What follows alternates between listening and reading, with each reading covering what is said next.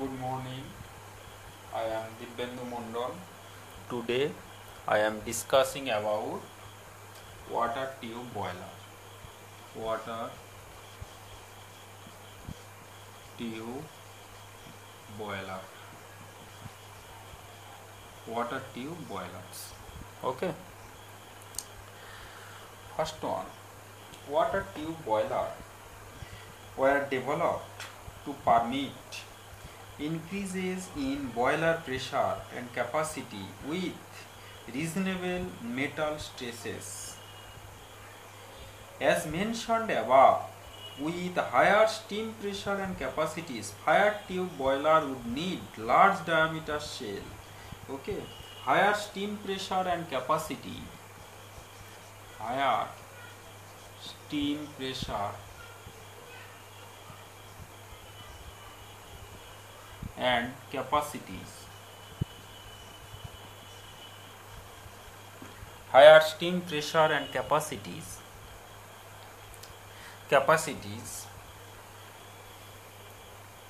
fire tube boiler would need large diameter shell. Fire tube boiler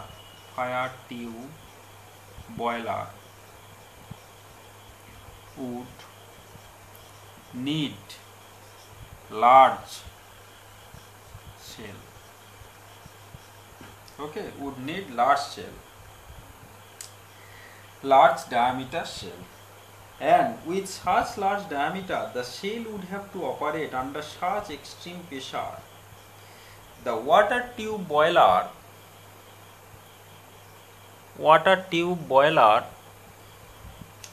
where water flows through the tube, water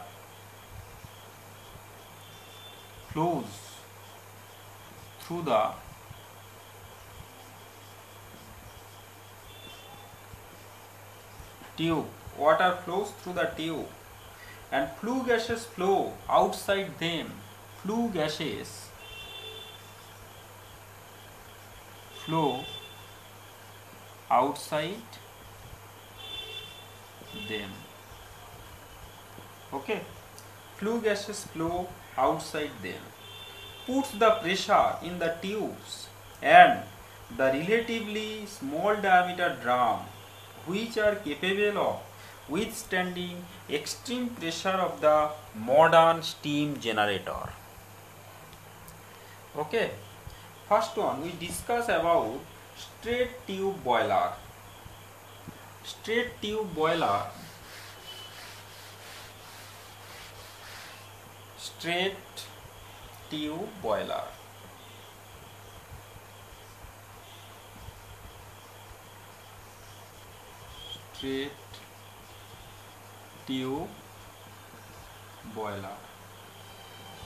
Okay, straight tube boilers.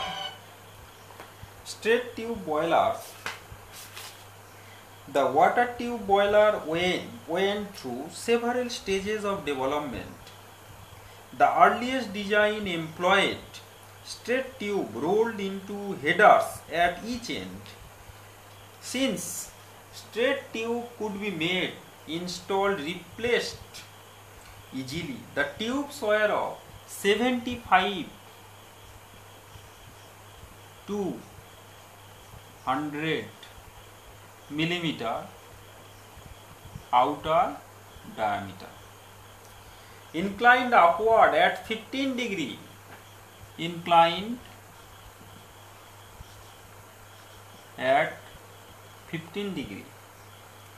to the horizontal and staggered. Nearly saturated water leaving the drum flowed through one header called the downcomer into the tubes. Okay, while flowing, actually in 15 degree inclination, the water tube boiler means longitudinal drum. Okay, the pipe looks like this one,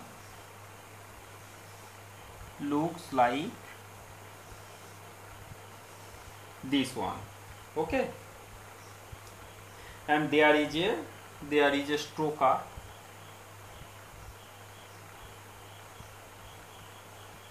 there is a stroker and chain mechanism is there. Horizontally chain mechanism is there. Okay, chain mechanism. Okay, this one is the stoker. Stoker. Okay, and this one is the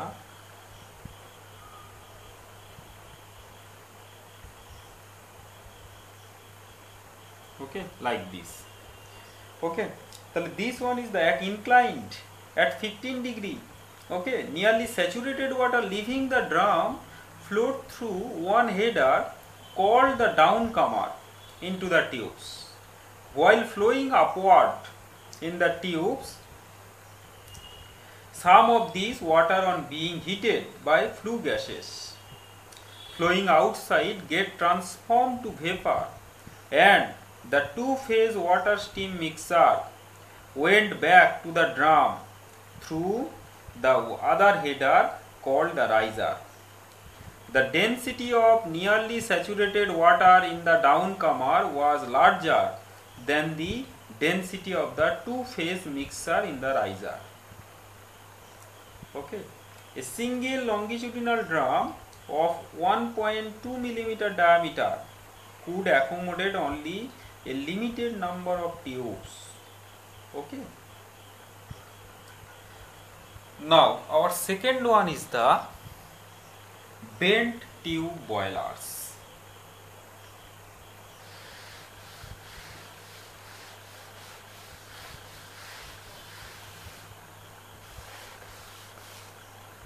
Bent tube boilers. Bent tube boilers. Bent tube boiler. Straight tube boiler had many disadvantages, such as they had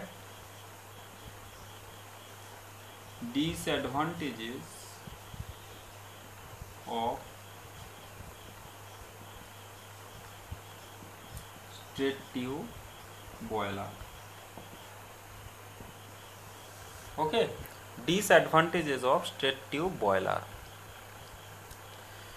They had less accessibility and poorer inspection capability.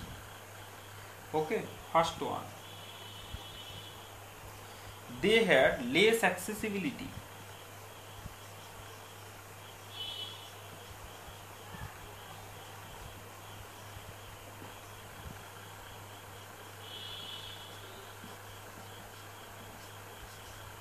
Okay, less accessibility and poorer inspection capability and poorer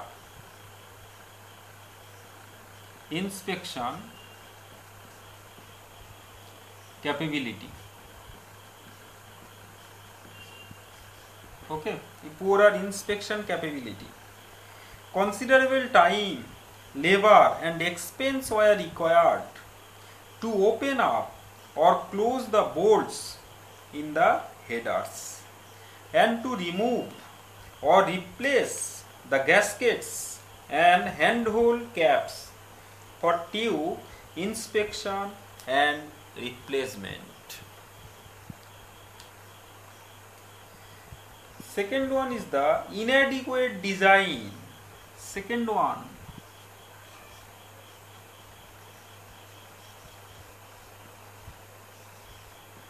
inadequate design.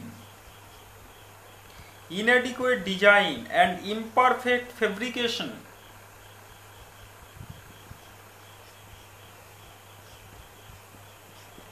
Imperfect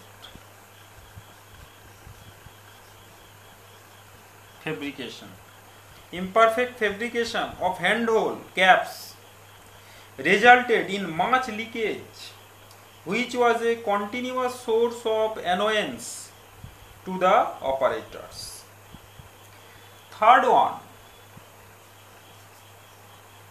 circulation was sluggish due to low head. Circulation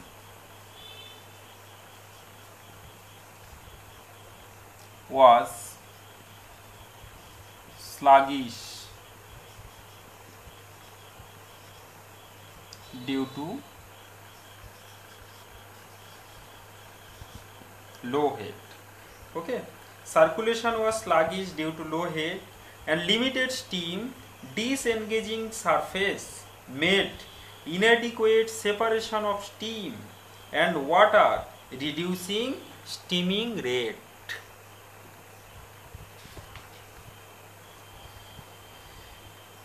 Bent tube boilers.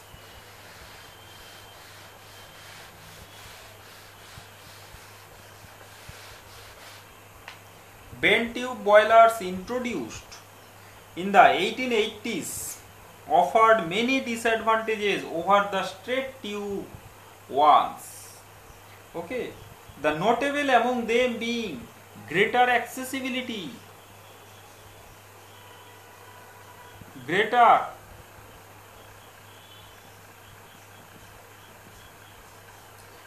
accessibility, okay, for inspection, cleaning, maintenance, and ability to operate at higher steaming rate and to deliver drier steam. Okay, তাহলে accessibility for inspection,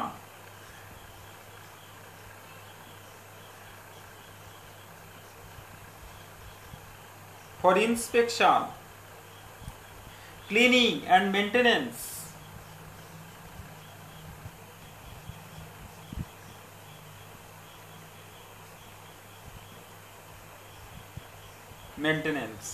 okay, and ability to operate at higher steaming rate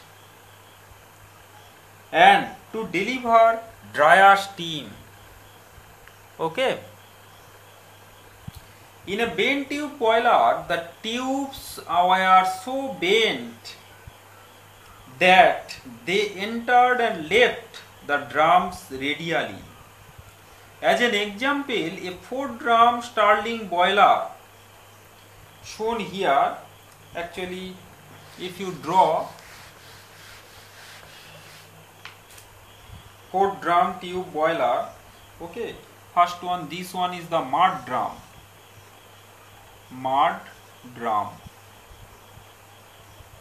okay, mud drum, and the pipe like this flow here, okay, and there are, this one is the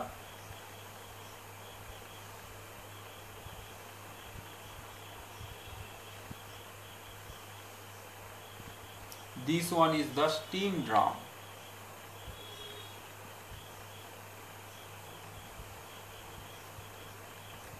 drum. Okay, this one is another one steam drum.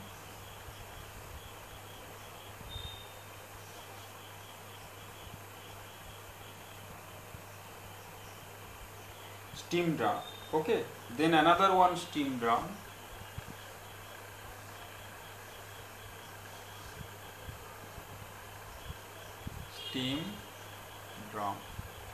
Okay, so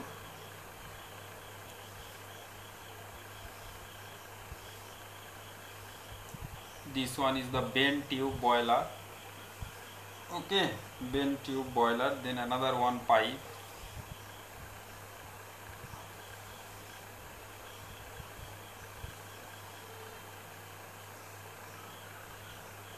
Okay, and there is a connection.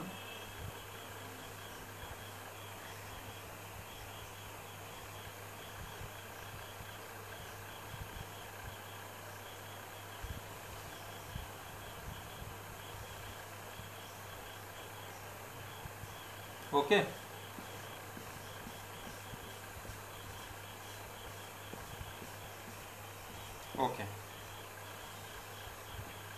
okay, so this one, and there is a burner,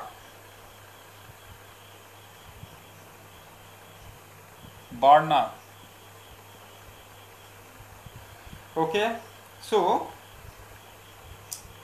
this one, what this water tube on furnace wall. Okay, these are the water tube on furnace wall,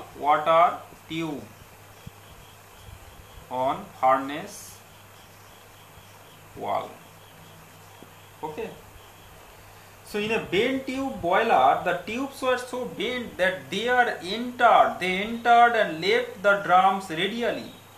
As an example, 4-drum Stirling boiler. Okay, there are 4 drum: mud drum, steam drum, and steam drum. Okay, 4-drum Stirling boiler is shown here. There were easy access to every tube. The combustion gases flowed upward from the furnace through the first bank. Okay.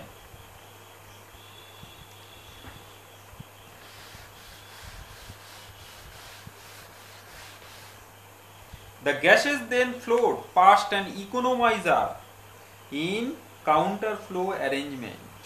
Feed water from the economizer,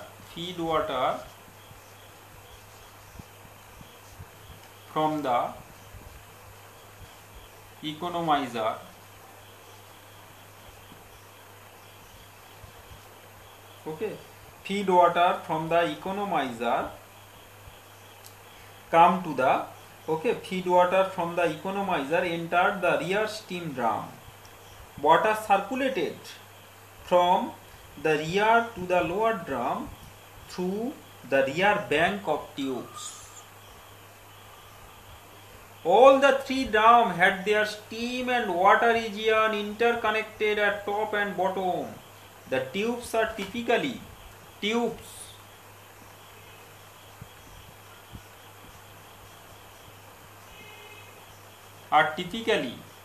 77 millimeter, 75 to 77 millimeter outer diameter,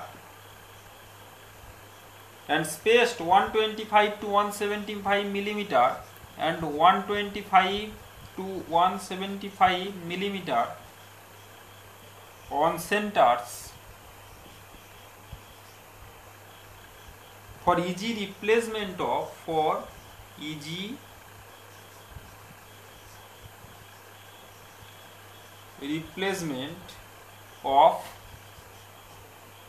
defective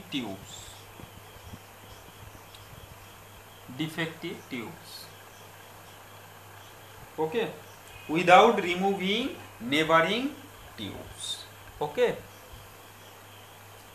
More recent design of Stirling boiler used water cooled furnace wall by lining the interior of the walls with tubes carrying the same boiler water, where partial boiling of water occurs. Okay, 4-drum Stirling boiler was superseded by a simple 2-drum design in which the steam drum was directly above the water drum. Next, heat absorption in a water tube boiler. Heat absorption in a water tube boiler.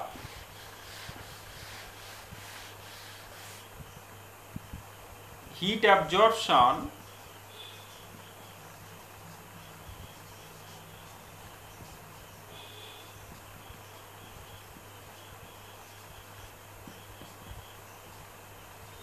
water tube boiler.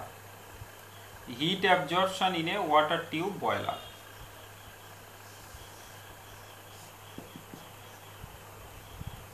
Okay, so heat absorption in a water tube boiler. First one, this one is the drum.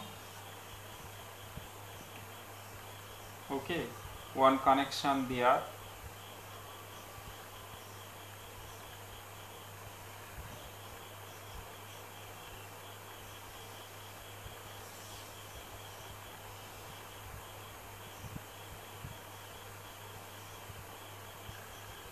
And this one is the superheater.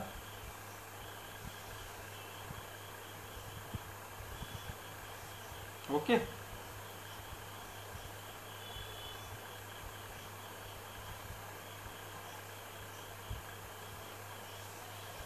like that. Okay, so this one is the drum. Okay, this one is the There are two things. One is the economizer. This one is the evaporator.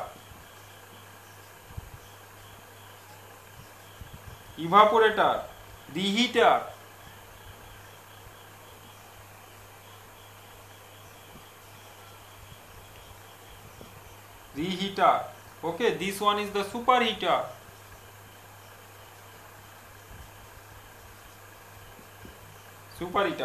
Two high pressure turbine, 2 HP turbine. Okay, if you calculate percentage of economizer, that is equal to percentage of economizer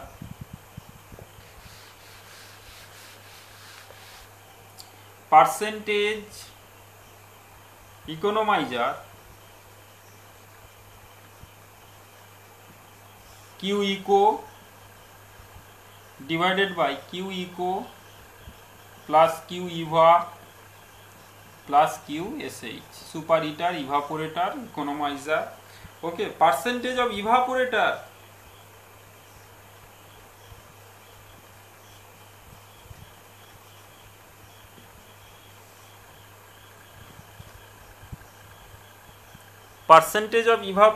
Q eva, Q eco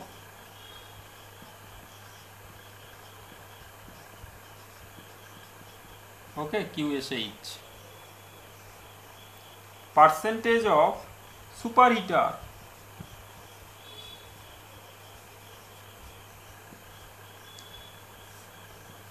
QSH, superheater, Q eco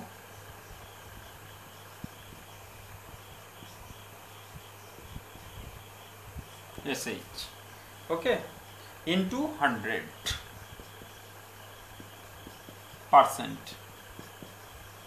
Okay, percentage of this is the, if a reheater is used, the fraction of the total heat absorbed in the reheater can similarly be estimated. The use of large number of feed water heater means a smaller economizer, and a high pressure means a smaller boiler surface, because the latent heat of vaporization decreases rapidly with pressure. Thus, a modern high pressure steam generator requires more superheating and reheating surfaces and less boiler surface than older unit. The fraction of total heat absorbed in superheater alone may be as high as 60% in a modern boiler. Okay, thank you.